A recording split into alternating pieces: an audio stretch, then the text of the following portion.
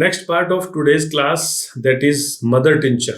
मेरे student mother tincture का नाम मेरे मुंह से सुन के हैरान होते हैं, लेकिन फ्रेंड्स सच में आई वांट कि सबकी क्लिनिक अच्छे चले, सबको रिजल्ट मिले। जब तक आप एक सही मेडिसिन तक ना पहुंच सको तब तक आपके हाथ में कुछ टूल रहे जो पेशेंट को रिलीफ दे पाए। वो टूल मदर टिंचर बायोकेमिक के रूप में होते हैं। आज हम बात करने वाले हैं अरेलिया रेसिमोसा की। अरेलिया रेसिमोसा, इस मेडिसिन से मुझे रूबरू कराया था हमारे सीनियर और बहुत क्लोज फ्रेंड ऑफ माइंड, मेरे बड़े भाई तुल्य डॉक्टर अनिल शर्मा जी ने, जो रोहतक में प्रैक्टिस करते हैं। मैं उनका बहुत शुक्रगुजार हूँ। उन्होंने एक अच्छी दवाई मुझे बताई और मजा आया मुझे इसको यूज करके। ये है अरेलिया रेसिमोसा। अरेलिया रेसिमोसा का जो स्फीयर ऑफ एक्शन है वो रेस्पिरेटरी सिस्टम पे है, पर्टिकुलरली लैरिंग्स, ट्रेकिया और ब्रोंकियल म्यूकस मेम्ब्रेन। ये दवाई स्किन और यूरिनरी ट्रैक्ट पे भी थोड़ा बहुत असर करती है। तो रेस्पिरेटरी कंप्लेंट्स में इस मेडिसिन का जो एक्शन है या जिस तकलीफ के लिए ये बहुत काम की है वो है अस्थमा। अस्थमा भी कैसा? जब रात को पेशेंट की तकलीफ बढ़ती हो, nocturnal attack of asthma. Most of the patient को रात को ये तकलीफ बढ़ती है, ये आप भी देख रहे होंगे। तो ये मेडिसिन हम लोग यूज करते हैं। जैसे ही पेशेंट रात को लेटता है या जैसे ही रात होती है, पेशेंट को डिस्निया और कफिंग शुरू हो जाती है। Patient has to sit in the bed constantly coughing, great operation of the breathing. Patient को लगता है कि कहीं मेरा गला चौक ही ना हो जाए, फियर ऑफ सफोकेशन उसको लगती है। पेशेंट को लगता है कि वो जो कुछ गले में है जो चौक कर रहा है, ऑब्स्ट्रक्शन फील होती है रेस्पिरेशन में, थ्रोट में। पेशेंट जो है चौकिंग फील करता है। पेशेंट को जो खांसी है वो ड्राई फील होती है, लेकिन चेस्ट में तो म्यूकस होता है ना, ड्राई है। टिकलिंग होती रहती है गले में लगातार। इमीडिएटली जैसे ही पेशेंट लेटेगा या रात जैसे ही शुरू हो जाएगी या एक बार नींद आ गई तो पेशेंट वापस उठ जाता है। मिडनाइट तक पेशेंट का यही चलता है। Lying down on the back या लेफ्ट साइड लाइंग डाउन से पेशेंट को तकलीफ वर्स हो जाती है, एग्रावेट हो जाती है। Worse from lying down, especially on the back and over the left side. As I have told you, expectoration is scanty.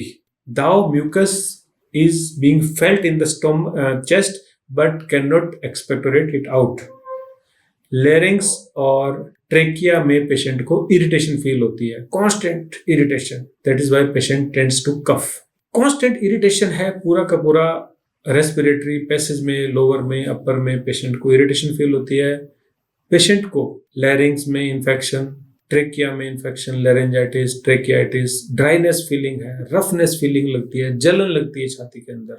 केवल अस्थमा में नहीं, एलर्जिक राइनाइटिस में भी ये मेडिसिन बहुत काम की है। एलर्जिक राइनाइटिस, सीजनल कोल्ड नहीं, एलर्जिक राइनाइटिस जिसको अपन हे फीवर भी कहते हैं। वहां पे क्या होगा? बहुत ज्यादा watery, copious, acrid, excoriating and salty discharge होगा। वायलेंट स्नीजिंग होगी। जैसे ही करंट ऑफ एयर पहुंचा, स्नीजिंग शुरू। बहुत सेंसिटिव होता है ये पेशेंट। तो ये मेडिसिन एलर्जी की शानदार दवाई है। हमारे पास जितने पेशेंट आते हैं, सभी के पास, नॉट ओनली टू मी, काफी पेशेंट एलर्जी के होते हैं। ये मेडिसिन देना और मुझे बताना कि आपको कैसे रिजल्ट मिले हैं। एलर्जी सिर्फ राइनाइटिस वाली नहीं, ब्रोंकाइटिस की या अस्थमा की नहीं, ये अर्टिकेरिया पे भी काम करती है, एक्जिमा में भी काम करती है। ठीक है। यूरिनरी सिम्टम के रूप में पेशेंट को फ्रीक्वेंट अर्जी फॉर यूरिनेशन होती है। सम टाइम पेशेंट को बर्निंग भी होती है, लेकिन not as much as in the cantharis. ये मेडिसिन हल्का सा डायूरेटिक की तरह भी यूज की जा सकती है। मैंने कभी नहीं किया, यूरिनरी सिम्टम पे नहीं किया, लिटरेचर में था, मैंने आपको बता दिया। मैंने इसको जो एलर्जिक ब्रोंकाइटिस वाले, अस्थमा वाले पेशेंट्स होते हैं उनमें भरपूर यूज किया है विद गुड रिजल्ट्स। तो मॉडलिटीज में क्या क्लियर हो गया कि पेशेंट को लाइंग डाउन से, नाइट से एग्रावेशन है। ठीक है। पेशेंट को सिटिंग से, ओपन एयर से एम्लोरेशन है। डोज के रूप में, डोज पेशेंट को हम देते हैं 5 drops 3 to 4 times in a day with hot water. गर्म पानी के साथ 5 बूंद दवाई दिन में 3 बार।